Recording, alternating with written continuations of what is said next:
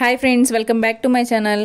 ఈరోజు పశ్చిమ గోదావరి జిల్లా ఆచంట మండలం పెద్దమల్లం గ్రామంలో వేయించేసి ఉన్న శ్రీ మాచేనమ్మవారి గురించి మనం తెలుసుకుందాం రండి. శ్రీ మాచేనమ్మవారు పెద్దమల్లం గ్రామంలో ఆడబడుచు. ఈ క్షేత్రం వెలిసి 400 సంవత్సరములు అయినది. ఆమె చిన్నతనం నుండి లక్ష్మీదేవి భక్తురాలు.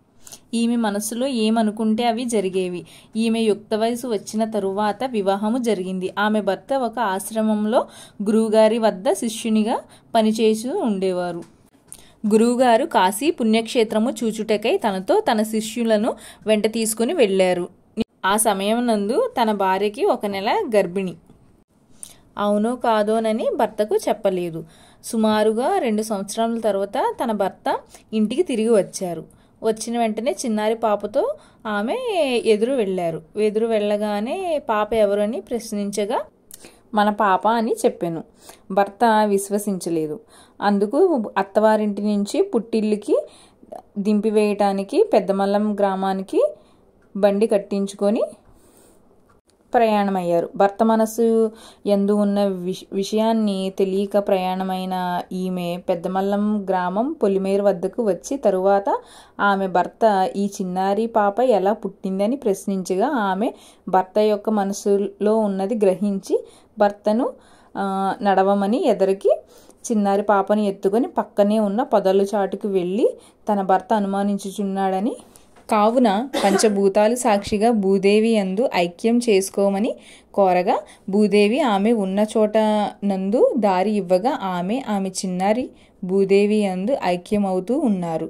తన భార్య వెళ్ళిన వైపు నుండి శబ్దాలు వస్తుండగా ఏం జరిగిందో అని భర్త చూడగా మాచేనమ్మ చిన్నారి పాప శిరస్సుల వరకు భూగర్భము నుండి దిగిపోవచ్చు కనిపించారు.